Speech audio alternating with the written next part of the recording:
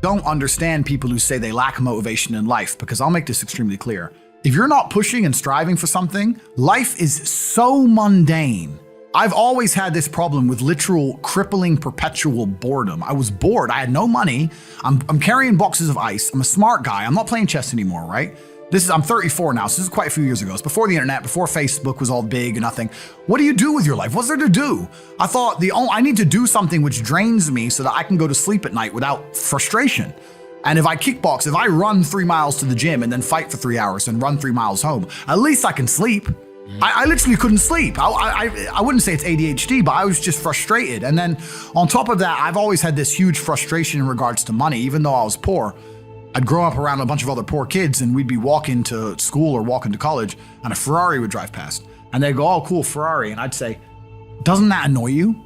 And they're like, what do you mean? And I'd be like, he knows, he's hacked the matrix. Don't you see? How does he have 400 grand for a car? He knows something we don't know. Well, aren't you annoyed that there's people out there living a lifestyle that we can't ever aspire to? We're never gonna work a job and pull this off. Doesn't this bother you? And they all be like, no.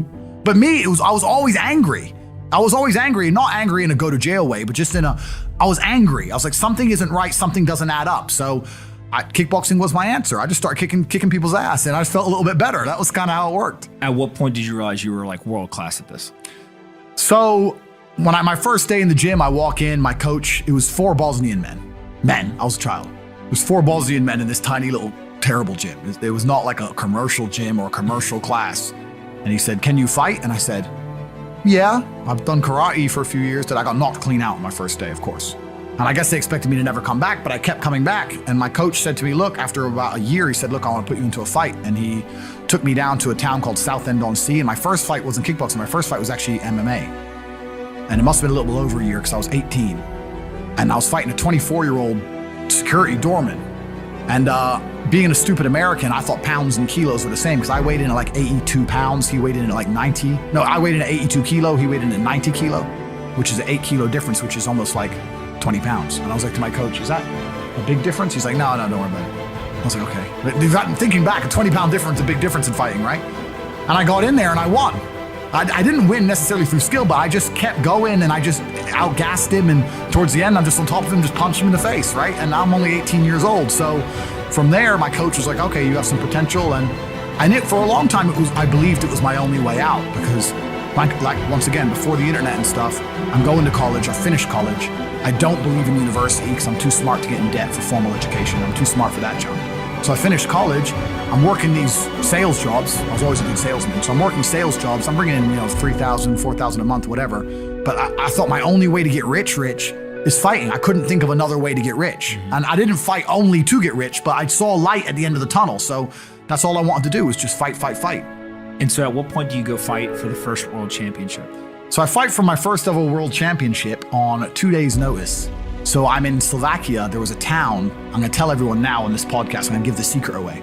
If you're bored right now, if you're watching this on the internet, load up Google Maps, right? And there's a town called Košice, K-O-S-I-C-E. And it's on the opposite end of Slovakia to Bratislava. So Bratislava is the capital, and then you have Košice on the other side. It's 4.5 hours drive from Bratislava. It's about 4 hours drive from Warsaw and about 4 hours drive from Budapest. It's in the middle of nowhere. But all the villages and all the towns, everyone around this little town, every hot girl within about 400 square kilometers lived in this town. Because there was nowhere else to go, right? And they were all there. And when I was going there, this is pre-EU, they didn't have the euro. And me and Tristan used to go there on holiday because we would clean up. And when I say clean up, Tristan's your brother. My brother. And when I say clean up, I don't mean clean up like you clean up on holiday with some in Mexico. I mean clean up with 10s, like supermodels. It was unbelievable. And a beer is like 30 cents. And we're the only men there who speaks English. So I was in Košice, and then I got a phone call from Amir saying you have a world title fight in 2 days. I was literally drunk at the time. And Who's Amir? Amir's my coach, sorry. Okay. He's a Bosnian Muslim. He fought in the Yugoslav conflict. Got shot 6 times, didn't die. That's Amir, right? So he's still like a father to me today. And I must have been crazy. I was like, okay. I can't explain, and I want to say this in a way where it's truly understood. When I say I didn't give a shit if I lived or died, I don't mean that in a sad, suicidal way. I mean that in an empowered, charging at the gunfire. Back then, I didn't think I had anything that really made me really give a shit about living. Not in a do-do-do sad way, just in a, let's go out in a blaze of glory then. I'm not rich. I don't have nothing. I'm just banging girls in Slovakia. Well, who is this guy? So it was against the French world champion. Jean-Luc Benoit was his name. And the opponent pulled out and they needed a guy on 2 days' notice. And I had to lose 6 kilos, which is around 13 or 14 pounds in 2 days. So is that easy or hard? That's hard, bro. 13 pounds in 2 days is a lot of weight to lose. So I just stopped eating, stopped drinking, sitting in saunas, spitting all the water, just dying. Finally made weight, went to France, fought him 12 rounds, my first ever 12-round fight as well, fought him. And they gave the decision to him, but I was wrong. I beat him.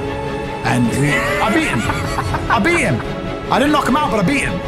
And is this one of the 4 world championships, or this is the 5th? No, yeah. Well, it should be, yeah. But the tape was so convincing. The tape was actually sent off to the ISKA, the fighting organization, and they demanded a rematch. They knew I won, right? Okay. Look, he's France. He's French. It was in France, and fighting has a lot of politics to it. You have to understand. I mean, UFC is UFC, the real big ones, but outside of the smaller ones, it makes more sense for the French promotion of a French champion. They'll sell a lot more tickets and a lot more pay-per-views with a French champion. So basically, either you knock him out or it's going to go to... It's kind of like that, right? So they commanded a rematch, and I rematched him 7 months later and knocked him out in the 8th, and I became world champion. Okay. Why keep going once you've won? There's always a new mountain to climb. I mean, that's a good question, because that's also kind of the reason I quit. Because it's like, why keep going? Well, there's always someone new to fight, and I'm still not financially where I want to be. And I don't know what else I want to do with my life. So I'll keep going, right? So I fought again. I beat another Frenchman. And then I fought again. I beat 2 Dutch guys to become 4-time world champion. But one day I woke up and I was like, is becoming 5-time world champion going to improve my life? I mean, I've already do I need 5 belts? How much money do they pay for these fights? $3,000, $2,000. It doesn't even, you need to work on the side. You're giving up all your free time to get punched in the face. Like, it's a terrible decision. Like, I don't know why I decided to do it. But eventually, once I was world champion, I'd get like $100,000 to fight, but I'd give 20% to my manager. Then the UK, with the UK taxes, 40, 50% would disappear. And sometimes you only fight twice a year or whatever. I was certainly not rich. I didn't consider myself you get like rich. 30 to 40% of it. Yeah, and I didn't consider myself rich. Like 30, 40 grand chunks, twice a year, maybe 3 times a year. Living in London, London rents, you need a car. You're trying, like, you're not rich in any way. And that's actually the reason I retired, because I woke up one day and I thought, I'm giving 6 hours a day of absolute focus and energy to this. And I believe I'm smart enough that if I put that much tenacity into something else, I can be a multimillionaire. I truly believed that. I was like, I've realized now I've reached the pinnacle of kickboxing. My choice is either to change over to MMA, which I was offered to do earlier in my career, but at the time, the kickboxing contract paid more money. I had to pay the bill, so I went kickboxing. Change over to MMA, learn to wrestle, change over to UFC, blah, blah, blah. But this is also like 7, 8 years ago, where even the UFC didn't pay the money it pays now. But the UFC still doesn't pay that much money from what I understand. No, if you're like top 5 or champion, yeah. But most of the dudes you're going to see there in the prelims, they're getting 10 grand to fight, 9 grand to fight. It's nothing, right? So it'd be like starting my career all over again. And at the age of 28, I thought, I don't have the gumption to start again. I've been through hell for this. I've broken my hand 8 times. My ribs have been broken. I don't want to do this all over again. So what do you do when you realize that, hey, maybe I don't want to keep fighting? I decided to get rich. What does that mean to you? When you're sitting there, you're getting $30,000, $40,000 kind of net on a per fight basis. Is rich to you like, hey, I want a couple $100,000, $1 million, $20 million, $1 billion? I want 30 or 40,000 every month. 30 or 40,000 every month, so about $500,000 a year. Yeah. I thought if I had that much money, I could do whatever I want. Okay. That's what I decided. So what's step 1 that you do? So step 1 is, maybe that's how we ended up here together, my friend. Step 1 is, decided to be very logical about it. Chess player, right? So I was like, I want money. What is money?